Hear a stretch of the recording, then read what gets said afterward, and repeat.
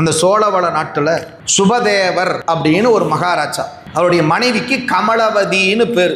அந்த கமலவதி போல தியாகம் செய்த தாய் இந்த உலகத்துல கிடையாது.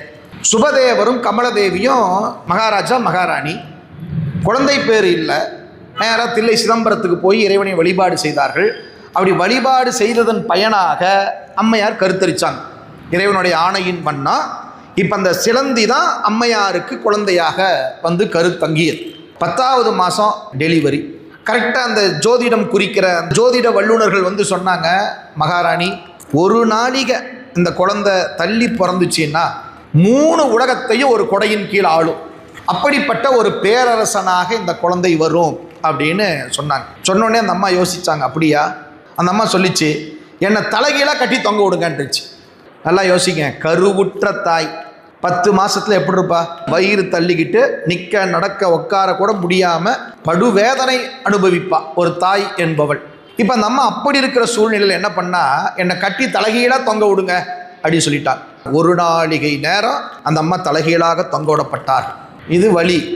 இந்த வலியில அந்த அம்மா தலைகீழாக தன்னை கட்ட தொங்க விட்டு அந்த ஒரு நாளிகை கழிச்ச உடனே கீழே இறக்குனாங்க.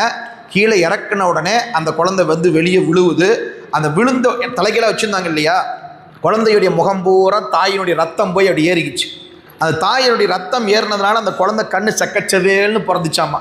அம்மா அந்த குழந்தைய பார்த்தா, என் கோனா என் பையன், என் ராஜா ராஜாவை போகிறான் இல்லையா, என்னுடைய செங்கண்ணானோ என்ன என் பையனுக்கு கண்ணு சிவப்பா இருக்குது அப்படின்னு அந்த அம்மா சொல்லிட்டு செத்து போயிட்டாங்க. அப்படி தலைகீழ தொங்கினா எவ்வளோ நேரம் உயிரோடு இருக்க முடியும்? அப்படி கீழே அந்த குழந்தை வந்த உடனே தாய் குழந்தைய பார்த்துட்டு, என் செங்கண்ணானோ என் ராஜா செங்கண்ணா இருக்கிறானேன்னு சொல்லிட்டு செத்து போயிடுச்சு அந்த அம்மா. தாய் சொன்ன அந்த வார்த்தையே அந்த குழந்தைக்கு பெயராகியது. கோச்செங்கண்ணான் அப்படின்னு இவருக்கு பெயராயிற்று. இவர் கொஞ்ச நாள் அவங்க அப்பா இருந்து அந்த குழந்தையை பாதுகாத்து அரசனாக்கினார். இந்த குழந்தை இப்போ கோச்செங்கச்சோழன் என்ற ஒரு பெரிய அரசனாக இந்த நாட்டை ஆள துவங்கியது. இங்கே வந்து இறைவன் பாருங்க ஒரு விளையாட்டு விளையாடுறான். இப்போ இந்த கோச்செங்கச்சோழனுக்கு தான் யார் என்ற நினைவை இறைவன் கொடுத்தான். நீ போன ஜென்மத்தில் சிலந்தியாக இருந்தவன், யானையை கொன்னதுனால நீ இந்த பிறவி எடுத்திருக்கிற, எனவே நீ இன்னார்னு சுவாமி அந்த கோச்செங்கனுக்கு உணர்த்தினாராம். இப்போ உணர்ந்தாச்சு. கோச்செங்கச்சோழர் என்ன பண்ணார், நான் கோயில் கட்டணும், நான் ஆசைப்பட்டது என்ன, கோயில் கட்டணும் அப்படின்னு சொல்லிட்டு 78 கோயில் கட்டினாராமா இவர். அதில் 3 பெருமாள் கோயிலும் கட்டியிருக்கிறார். அவர் கட்டின முதல் கோயில் திருவானைக்கா. கிட்டத்தட்ட 78 கோயிலை கோச்செங்கச்சோழநாயனார் கட்டி ஒரு கட்டத்தில் எல்லாம் வல்ல இறைவனுடைய திருவடி தாமரையை அவர் சென்று சேர்ந்தார் என்பது வரலாறு.